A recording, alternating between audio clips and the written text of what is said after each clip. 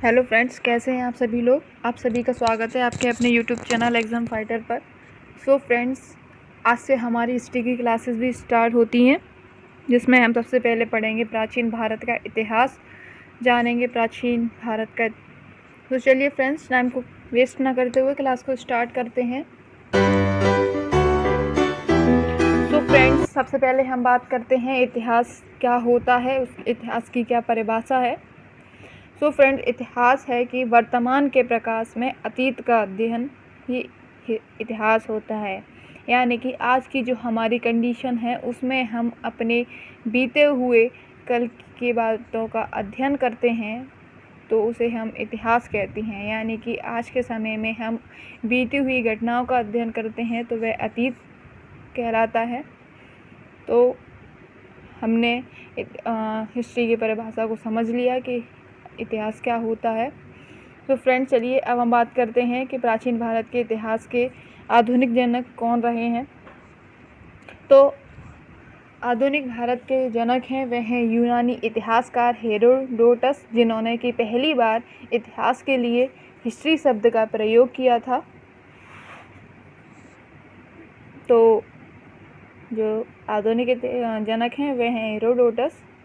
So friends, अब हम इतिहास को समझने के लिए उस इतिहास को जानने के लिए जो हमारे स्रोत हैं उनको जान लेते हैं कि इतिहास को समझने के लिए हमारे स्रोत कौन कौन से हैं।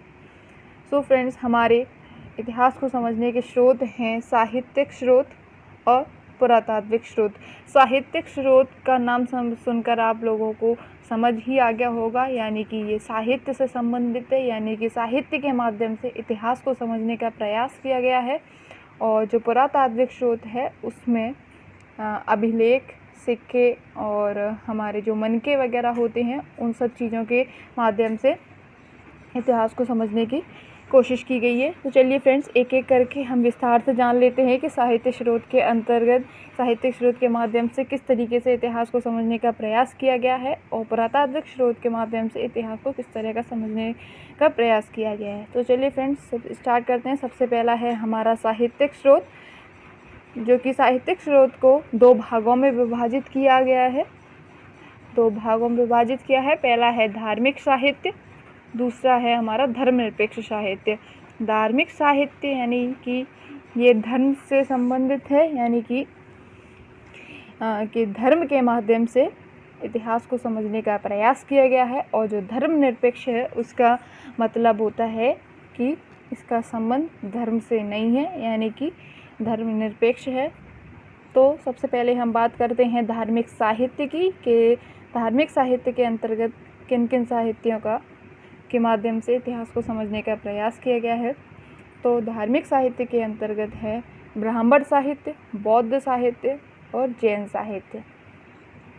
यानी कि धार्मिक साहित्य में हम धर्मों का अध्ययन करते हैं, जिसलिए कि पहला है हमारा ब्राह्मण, दूसरा है बौद्ध एंड तीसरा है जैन। हमारे अनेक धर्म भी होते हैं, जिनमें से हम अभी इन धर्मों के बारे में ही अपनी थोड़ा पढ़ते हैं। ज़्यादा डिटेल में और नहीं जाएंगे हम, क्योंकि इतना ही हमारा पैटर्न जो है इतना ही आता है एग्ज़ाम में। तो फ्रेंड्स, जो हमारा ब्राह्मण साहित्य है उसके अंदर है वेद, उपनिषद, उसमें जो साहित्य हैं पुराण, महाभारत एंड रामायण। यानी कि ब्राह्मण साहित्य में वेद, उपनिषद, पुराण, महाभारत और रामायण, ये सब ब्राह्मण साहित्य के ग्रंथ हैं। और जो हमारा बौद्ध साहित्य है उसके हैं त्रिपिटक, दीपवंश और है हमारा महावंश और दिव्यवदान। तो ये थे हमारे बौद्ध साहित्य। और तीसरा था हमारा जैन साहित्य, जिसमें है कल्पसूत्र, दूसरा है परिशिष्ट पूर्व और तीसरा है हमारा भगवती सूत्र। तो ये थे हमारे धर्म साहित्य, जिनके ज़रिए से हमने इतिहास को समझने का प्रयास किया है। तो फ्रेंड्स, अब हम बात करते हैं हमारे धर्मनिरपेक्ष साहित्य की। तो धर्मनिरपेक्ष यानी कि धर्म से संबंध इसका नहीं होता है। तो इसके अंतर्गत है यानी कौटिल्य का अर्थशास्त्र। तो ये नॉर्मली सभी लोगों को पता है कि कौटिल्य ने अर्थशास्त्र को लिखा है। तो इसके ज़रिए इतिहास को समझने का समझने का प्रयास किया गया है। और हमारा जो दूसरा है विशाखदत्त का मुद्रा राक्षस, इसके ज़रिए भी इतिहास को समझने का प्रयास किया। तीसरा है बाणभट्ट का चरित्र। नंबर चौथा है हमारा पतंजलि का महाकाव्य।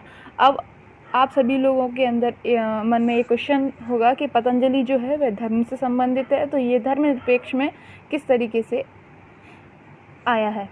तो ये एक महाकाव्य है, इसलिए इसे धर्मनिरपेक्ष में लिया गया है, यानी कि ये धर्मनिरपेक्ष है।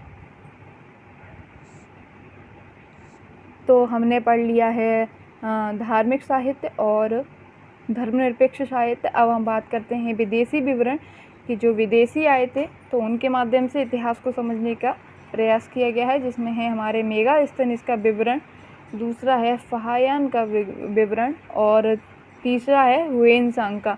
तो इसमें थोड़ा गलत लिखा गया है, ह्वेनसांग इस तरीके से लिखा जाता है, ह्वेनसांग, ठीक है। तो विदेशी विवरण के माध्यम से जो कि हमारे विदेशी जो आए थे भारत में, उनके ज़रिए भी इतिहास को समझने का प्रयास किया गया है। तो फ्रेंड्स, ये था हमारा साहित्यिक स्रोत, जो कि दो भागों में विभाजित था, धार्मिक साहित्य और धर्मनिरपेक्ष साहित्य। धार्मिक साहित्य के अंतर्गत थे ब्राह्मण, बौद्ध एंड जैन साहित्य। उनके अंतर्गत जो ग्रंथ थे वेद, उपनिषद, पुराण, महाभारत, रामायण और त्रिपिटक, दीपवंश, महावंश, दिव्यवदान, कल्पसूत्र, परिशिष्ट पूर्व और भगवती सूत्र। तो ये इन सब के ज़रिए इतिहास को समझने का प्रयास किया गया है। उसी तरीके से धर्मनिरपेक्ष स्रोत में इन किताबों के माध्यम से भी इतिहास को समझने का प्रयास किया गया है। तो फ्रेंड्स, चलिए अब हम बात करते हैं पुरातात्विक स्रोत, यानी पुरातात्विक स्रोत के माध्यम से भी इतिहास को समझने का प्रयास किया गया है।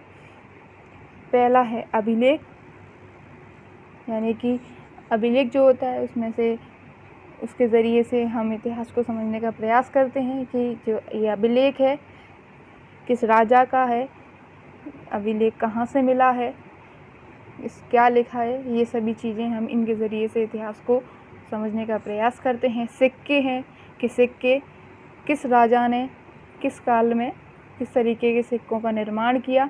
मृदभांड, स्मारक भवन और मूर्तियाँ, स्मारक भवन यानी कि ताजमहल और लाल किला, ये सब हैं। इन सभी के ज़रिए भी इतिहास को समझने का है जो प्रयास किया गया है। तो ये था हमारा पुरातात्विक स्रोत। तो फ्रेंड्स, अब हम बात करते हैं हमारे साहित्यिक स्रोत की सीमाएं, यानी कि हमारी जो इतिहास को जो समझने के जो स्रोत हैं उनकी क्या आलोचनाएं जो हैं वह हैं। पहली जो आलोचना है वह है कि ये धार्मिक पूर्वाग्रह से युक्त होती है, यानी कि साहित्यिक स्रोत को दो भागों में विभाजित किया था, धार्मिक साहित्य और धर्मनिरपेक्ष साहित्य। तो पहली जो आलोचना है वह है कि यह धार्मिक पूर्वाग्रह से युक्त होती है, यानी कि इसमें धर्म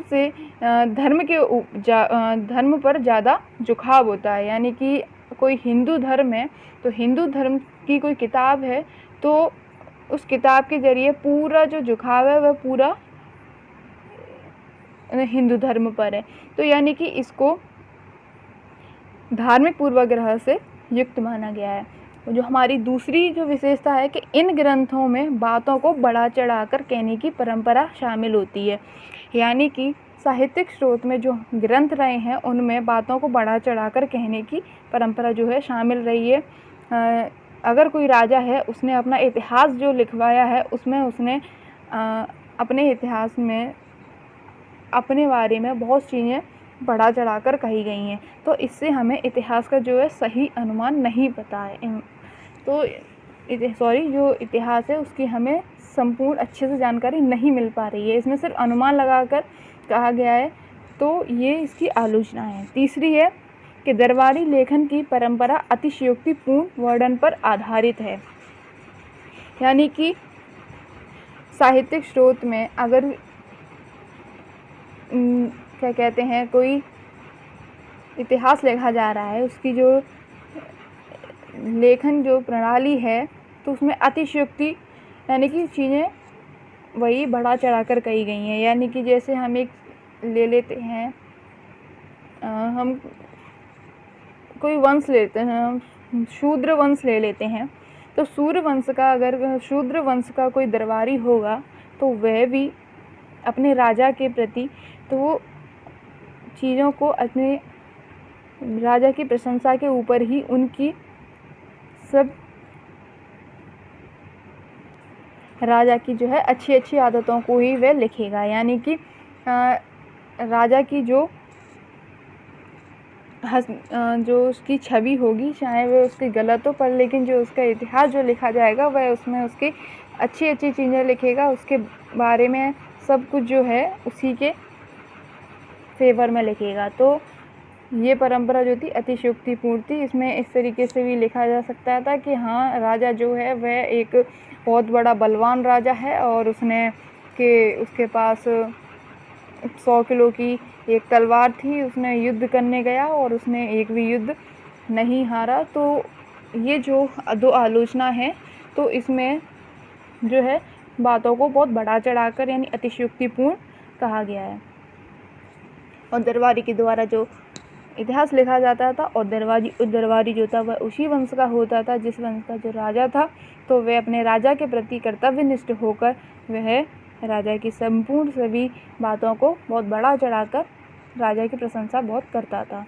तो ये इन सब के ज़रिए जो है हमारा जो इतिहास है उसकी हमें सही जानकारी नहीं मिल पाती, तो इसलिए इनकी आलोचना की गई है।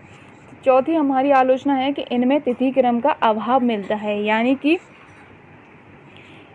कौन सी घटना कब हुई इसका हमें जो प्रमाण है वह हमें सही नहीं मिलता है। हम सिर्फ कार्बन विधि के माध्यम से ये पता लगा सकते हैं कि ये विधि इस काल में हुई थी, तो इसका अनुमान लगा के हम कोई भी तारीख का अनुमान लगा लेते हैं। हमें जो तिथि जो एक्चुअल में जो है वो चीज़ हमें नहीं पता चल पाती है, तो इससे भी हमें इतिहास का सही वर्णन नहीं मिल पाता है। जो पांचवी विशेषता जो है हमारी कि इन ग्रंथों में परवर्तीकालीन लेखकों के द्वारा जब पूर्ववर्ती घटनाओं का उल्लेख किया जाता है तो उसमें कुछ बातें जो है छूट जाती हैं और कुछ बातें नई शामिल हो जाती हैं। यानी कि आज जो राजा है उसकी मृत्यु हो जाती है, तो जब दूसरा राजा जब आता है तो वह पहले राजा के जो नियम कायदे थे, उसकी जो बातें थीं, वह उन सब बातों को पीछे छोड़ देता है और अपनी नई बातें या अपने नए नियमों को लागू करता है। तो ये भी हमारी इसके ज़रिए हमें इतिहास का जो है सही वर्णन नहीं मिल पाता है, सही जानकारी नहीं मिल पाती है। तो ये हमारे साहित्यिक स्रोत की सीमाएं हैं। तो फ्रेंड्स, ये थी हमारी साहित्यिक स्रोत की सीमाएं जो कि हमने पढ़ ली हैं। अब हम बात करते हैं हमारे पुरातात्विक स्रोत की सीमाएं। पहली है कि ये साहित्यिक स्रोत की सीमा को दूर करते हैं, अतः इनका महत्व ज़्यादा है। सो फ्रेंड्स, आज की क्लास को बस इतना ही रखते हैं। आज की क्लास में हमने पढ़ा इतिहास की परिभाषा और उसके जानने के स्रोत। सो फ्रेंड्स, अगर आपको आज की क्लास में कुछ भी चीज़ समझ में नहीं आती है तो प्लीज़ आप कमेंट सेक्शन में जाकर कमेंट करके बताइएगा कि आपको आज की क्लास में क्या समझ में नहीं आया है। फ्रेंड्स, आज की क्लास को बस इतना रखते हैं। Thank you for watching. अगर आप इस चैनल पर नए हैं तो प्लीज़ चैनल को सब्सक्राइब ज़रूर कीजिएगा और साइड में नोटिफिकेशन बेल है उसे भी प्रेस कीजिएगा, जिससे कि आपको सबसे पहले नोटिफिकेशन मिले। तो फ्रेंड, और अगर आप इस क्लास को आप अच्छी लगे तो please like, share and comment ज़रूर कीजिएगा। Thank you.